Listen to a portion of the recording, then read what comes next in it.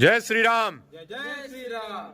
આજે આપણા કંપાના યુવાનો શિવમભાઈ અને તેજભાઈ જે દિવ્ય ભાસ્કર ન્યૂઝપેપરની અંદર આવેલ આખું રામ મંદિરની પ્રતિકૃતિ લઈને ઊભા છે અને આ રામ મંદિરની પ્રતિકૃતિના વિશે આપને થોડાક શબ્દો રોનકભાઈ કરીને સમજાવશે।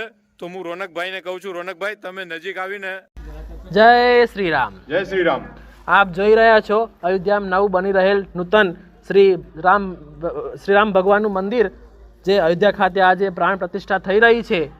એમાં આજે આપ સૌ એ નિમિત્તે આપણે આજ સૌ ગામજનો તો ગામમાં તોરણ બાંધીએ, દીપ પ્રગટાવીએ અને સાથે મળીને શ્રી રામ ભગવાનના ભજન અને કીર્તન કરીએ અને સાથે ભોજન પ્રસાદ પણ લઈએ।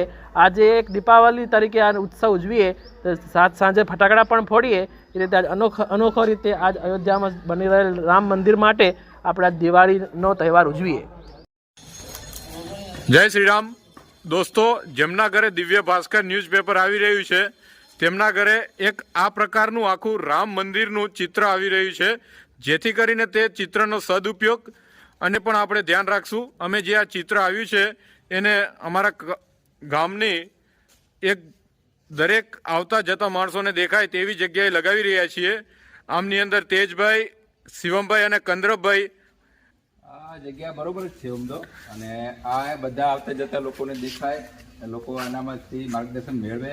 આવું ભવ્યથી ભવ્ય રામ મંદિર બનશે અયોધ્યામાં, તો આ એક વર્ષની અંદર ત્યાં જઈને દર્શન કરે, જોવે, ત્યાં માણે, રામ ત્યાં મંદિરમાં બિરાજ્યા છે એ બધું જોશે। અહીંયા ખાલી આપણે કલાકૃતિ પ્રતિકૃતિ તરીકે આપણે લગાવ્યું છે, બધાને જોશે અને એનામાંથી રામ ભગવાનમાંથી વિચારો લેશે પોતાના જીવનમાં અને ઉતારશે। આભાર। આ જે ગ્રામજનો, શિવમભાઈ આપનો પણ જે લગાવવામાં, તેજભાઈ તમે જે ફાળો સમયનો યોગદાન આપ્યું છે તે બદલ